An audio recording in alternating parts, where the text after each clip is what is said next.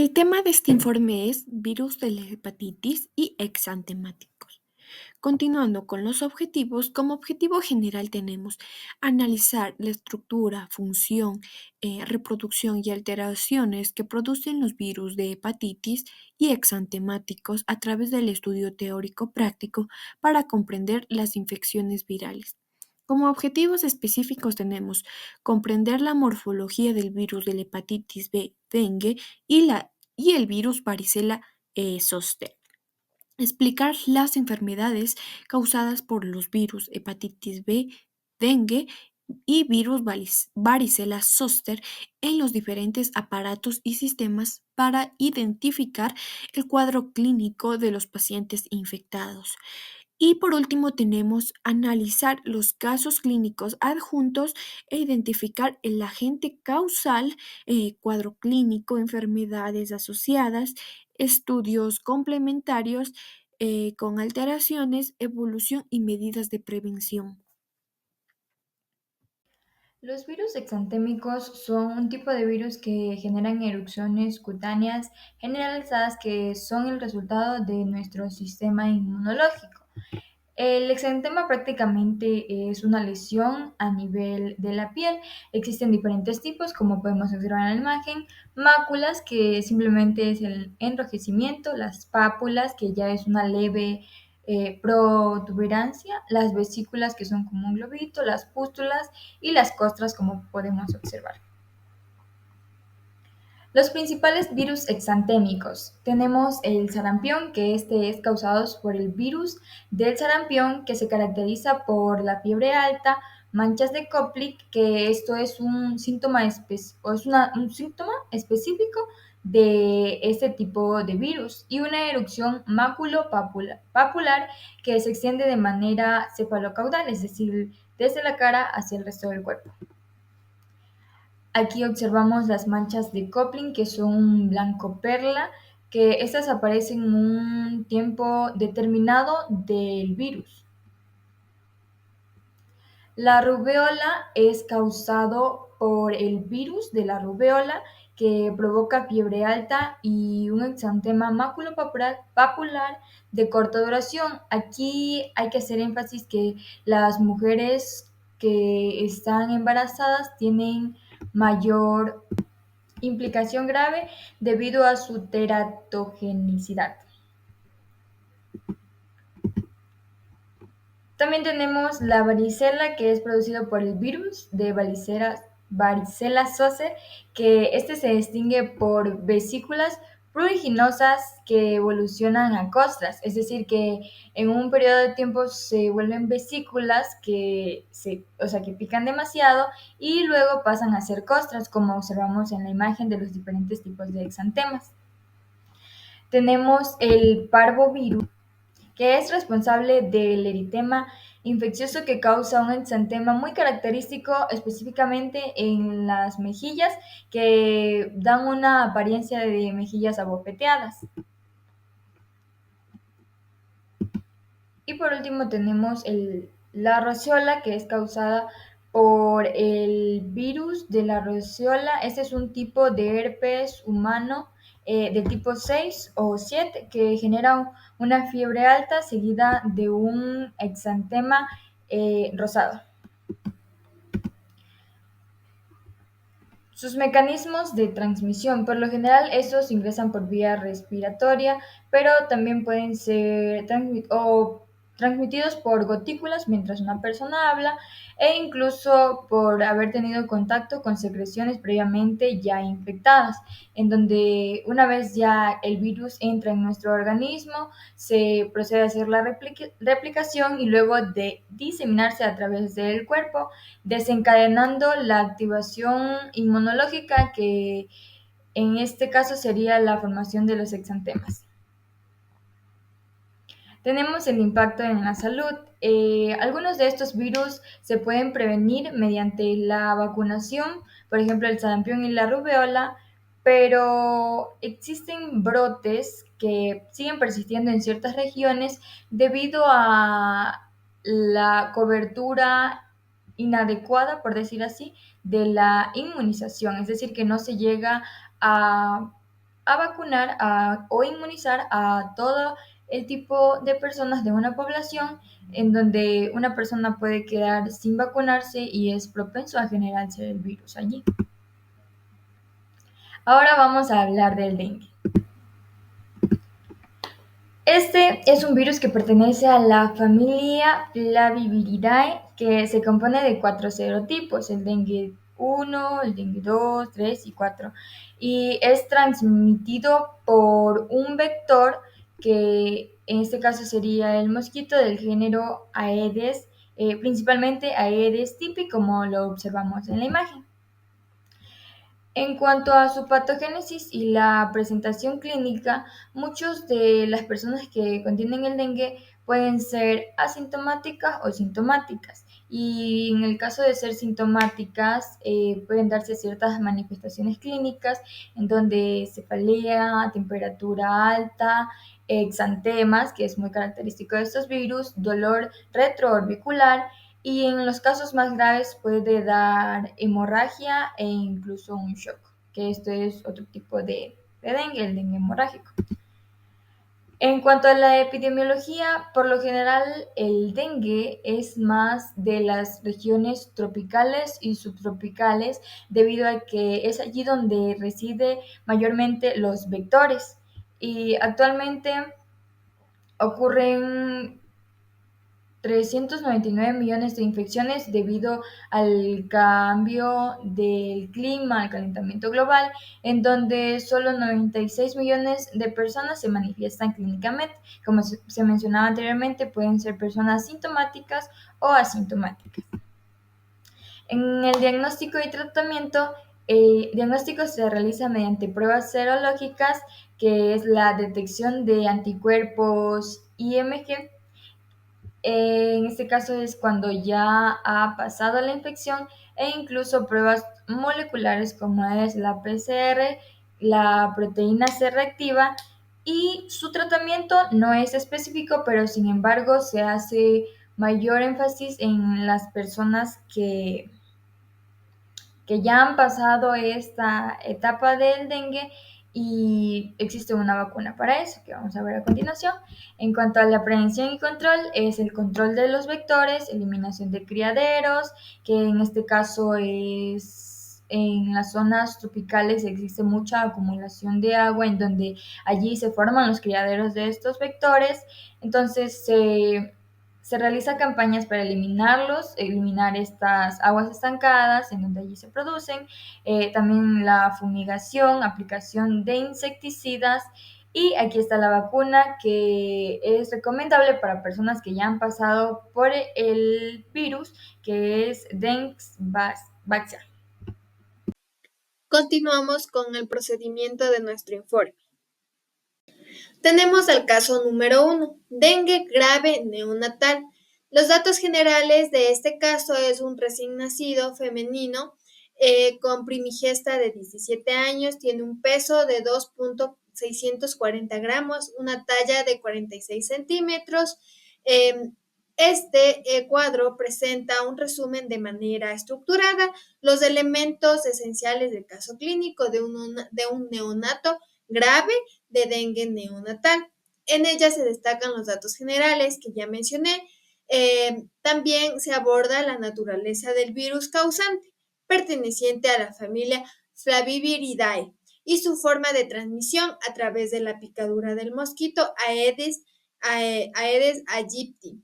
En cuanto al diagnóstico, se señala el uso de pruebas específicas como la prueba de antígeno, biometría hemática y ecografías para monitorear la evolución del caso. Por fiebre, plaquetopenia severa, distensión abdominal y alteraciones hepáticas, lo que guió el tratamiento para nuestro paciente, que incluyó hidratación, antipiréticos y transfusión de plaquetas. Finalmente se discuten las enfermedades asociadas al dengue grave neonatal, como la plaquetopenia y las alteraciones hepáticas, así como la medida de prevención recomendadas como el control de mosquitos vectores y la educación, como la importancia de la prevención para reducir la incidencia de esta enfermedad que es conocida como el dengue. El dengue es una enfermedad viral transmitida por mosquitos del género Aedes que se caracteriza por fiebre alta, dolor retroocular, cefalea y exantema. En casos más graves puede evolucionar un dengue hemorrágico o síndrome de shock por dengue, presentado hemorragias, extravasación de plasma y compromisos cardiovasculares. El contexto neonatal, el dengue puede ser transmitido verticalmente de madre a hijo aunque a menos frecuencia. Los síntomas de los neonatos pueden ser fiebre, irritabilidad y riesgo de sepsis neonatal. En esencia, un diagnóstico temprano y manejo adecuado para prevenir este tipo de complicaciones en niños neonatales. Caso número 2. Escleritis como manifestación extrahepática de la infección por el virus causante de la hepatitis B. En el caso clínico descrito, se presenta un paciente masculino de 61 años con antecedentes de transfusiones en la infancia, conductas sexuales de riesgo y tatuajes, factores que predisponen al contagio del virus de la hepatitis C. El diagnóstico se confirma mediante la serología positiva para anticuerpos contra el VIH y una carga viral elevada. A pesar de no presentar síntomas hepáticos graves, el paciente experimenta manifestaciones de extrahepáticas, como una escleritis severa que no responde completamente a los esteroides tópicos, mejorando parcialmente solo un tratamiento sistémico de prednisolona. Las pruebas diagnósticas han descartado otras causas de inflamación ocular y se ha confirmado la hepatitis C como la causa subyacente de la escleritis. El manejo del paciente incluye el tratamiento antiviral para controlar la carga viral de la hepatitis C y el uso de esteroides para controlar las conductas sexuales de riesgo. Y también es fundamental implementar medidas de prevención como el uso de protección con conductas sexuales de riesgo y evitar transfusiones no seguras, así como realizar un monitoreo constante para evitar la progresión hacia cirrosis o cáncer hepático. Implicaciones comunes del virus de la hepatitis C. No tratada. En este caso, subraya la importancia del diagnóstico temprano y el tratamiento adecuado para evitar complicaciones graves asociadas a la enfermedad hepática crónica y sus manifestaciones extrahepáticas. El virus de la hepatitis C es un patógeno de ARN. Se transmite principalmente a través de la sangre contaminada. La infección crónica por VIH-C puede llevar a complicaciones graves como cirrosis hepática, carcinoma y fallo hepático. A pesar de ser de una enfermedad potencialmente mortal, los avances de los tratamientos antivirales de acción directa han logrado tasas de curación superiores al 90%. Eh, Mejorando considerablemente el pronóstico de los pacientes con virus de hepatitis C. Número 3. Herpes zóster genital en edad pediátrica.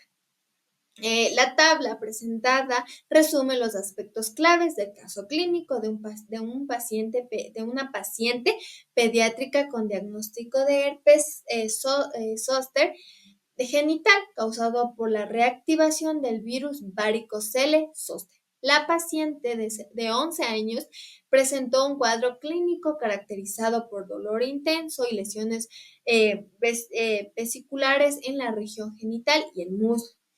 Con una contribución zosteriforme se confirmaron las lesiones mediante el test de Sang y mientras que otros exámenes detectaron infecciones por herpes simple y VIH. El tratamiento consistió en aciclovir endovenoso y tópico, así como analgésicos para el dolor. Además, se descartó un abuso sexual y se recomendó la vacunación contra la varicela como medida preventiva, a pesar de no estar incluida en el PAI de Colombia en el momento de la infección. La predicción adicional incluye evitar el contacto directo con las lesiones y el uso de preservativos en el caso de infecciones genitales por herpes.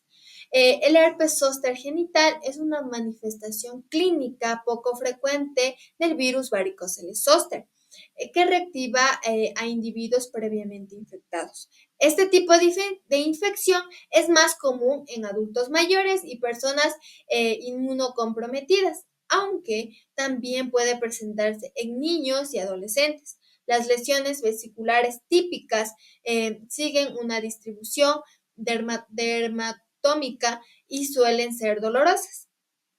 El tratamiento antiviral aciclovir es crucial para controlar el brote y la propagación y así reducir el riesgo de estas lesiones cutáneas, como la neurología posherpética que puede percibir después de la resolución de las lesiones cutáneas. Además, la identificación temprana de esta condición es importante para nosotros diferenciarla de otras infecciones genitales como las causadas por el virus herpes simple. Conclusiones. Como primera conclusión tenemos el dengue neonatal grave. El manejo del dengue neonatal grave incluye hidratación adecuada, uso de antipiréticos y transfusiones de plaquetas en caso de plaquetopenia severa. La detección mediante serología y medición de la carga viral es esencial para confirmar el diagnóstico de hepatitis C y así abordar tanto las manifestaciones hepáticas como extrahepáticas antes de que se desarrollen complicaciones más graves. El herpes zóster genital es una manifestación inusual del virus varicela zóster en niños, ya que se observa con mayor frecuencia en adultos mayores o inmunocomprometidos. Continuando con las recomendaciones, primero tenemos la prevención del dengue. La prevención del dengue se sustenta en dos pilares: inmunización sin estudios ni indicaciones, aún en población gestante, y el control vectorial, con eliminación adecuada de los residuos sólidos y la mejora de las prácticas de almacenamiento de agua, para evitar que los mosquitos hembra depositen sus huevos. En pacientes con escleritis idiopática sin causa evidente, se recomienda realizar una evaluación integral para identificar posibles causas subyacentes, incluyendo infecciones como la hepatitis C. Ante la aparición de lesiones vesiculares dolorosas en la región genital de un niño, es fundamental considerar el herpes zóster como un diagnóstico diferencial. Por último, la vacunación contra la varicela es una medida preventiva eficaz para reducir la incidencia de infecciones por virus varicela zóster y por ende la posibilidad de reactivaciones posteriores como el herpes zóster, pues se recomienda seguir el calendario de vacunación establecido en cada país. Eso sería todo. Muchísimas gracias.